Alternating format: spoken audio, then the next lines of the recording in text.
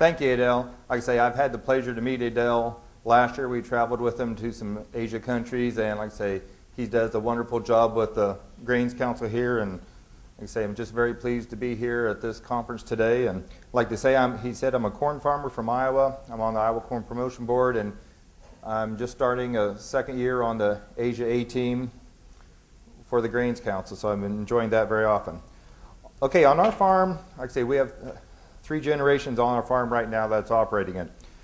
The man on the left is my father. He is 78 years old.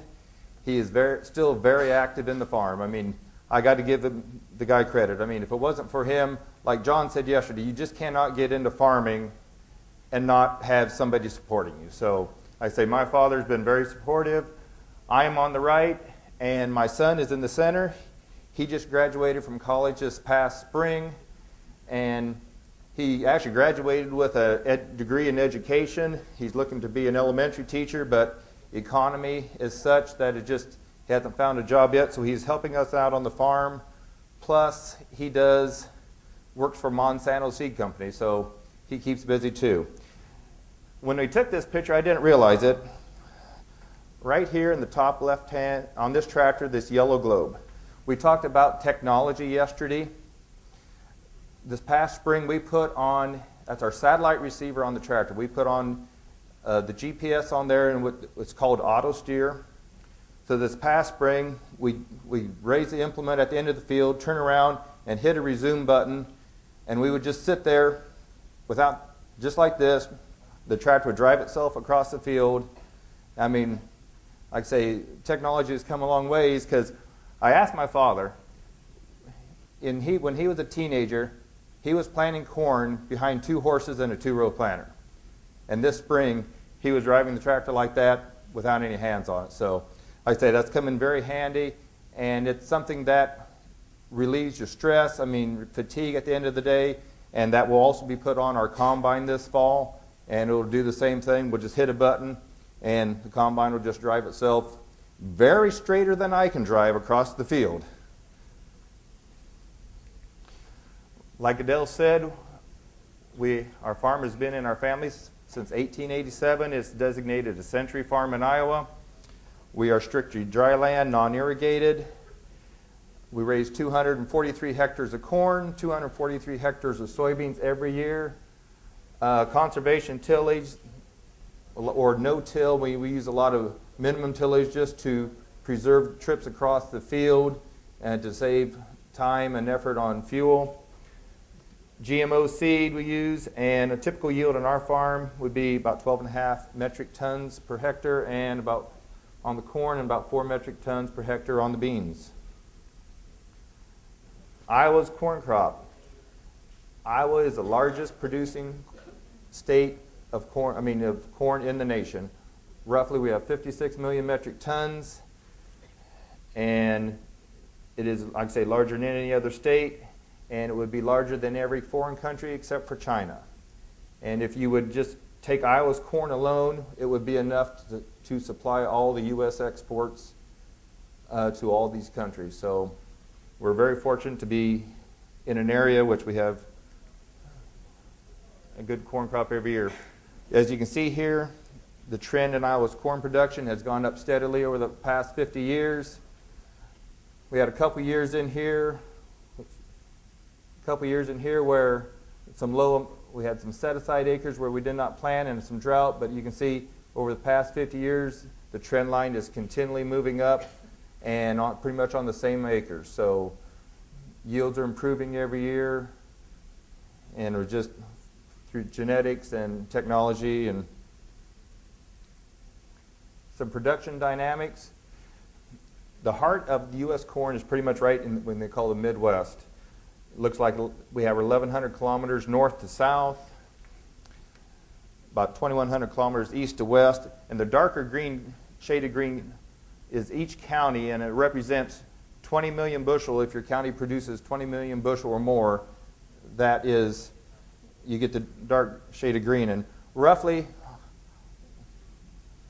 I live about right in that area there, so like I say, we're very fortunate. Like I say, Iowa, northern Illinois is the bulk of it, but like I say, the very fertile soils.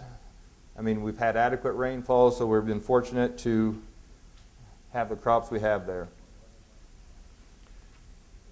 Since 1955, the planted hectare acres has not changed much till today, but we have increased somewhat in the acres, or the hectare acres harvested, and where you see the big increase is in the production. That is all pretty much because of the yield, from 97.1 to this year, looking at almost a 325 million metric ton crop. So it's a increase of about 234%. So you can see we're increasing every year. I mean, we have adequate supplies, and potential is very good to continue that.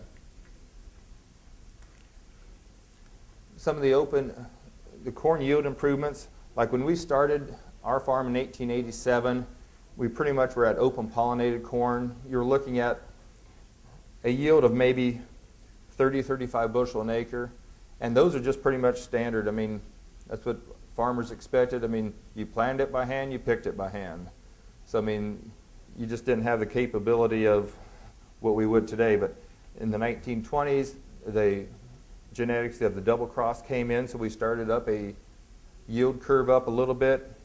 Mid-1950s, the single cross genetics came in. So, like I say, that yield curve moved up a little steeper, but you can see in the last 10 years with the biotechnology we've come in here, we got a lot steeper yield curve, and more every year we're assured a better crop because, I mean, we can adapt better to the yield environments and to possible drought and possible diseases and stuff. So it just assures the farmer that we have a lot better opportunity to make a profit. You can see in this graph, Iowa has been one of the yield or leaders in the adoption of the GM corn for the past 10 years. We're kind of starting to plateau out a little bit now, around a little over 80%, 85%, and the rest of the U.S. is catching back up. But it's been a great thing. It's a safe product. I mean, we've used it for many years, and like I say, it's been a very reliable product on our farm year in, year out. Some of the traits of the biotech, high lysine corn for some hog feed, high amylase corn for the ethanol production, some other traits, stalk rot resistant. It doesn't sound like it's a big issue, but when you want to leave the corn out in the field in the fall to let natural drying in the air, you want the corn plant to be standing. And if, like I say, if you have a lot of stalk rot, when the corn falls over, is not very good for everybody's disposition when you go to try to combine it. I'll guarantee you that. Yield enhancement, and within the next couple of years, some seed companies are going to be introducing some some drought tolerant seed, and that will be placed in areas bordering the actual Midwest or the main corn growing areas, some of these areas that may not get adequate rainfall year in, year out. So that should be very beneficial to those areas.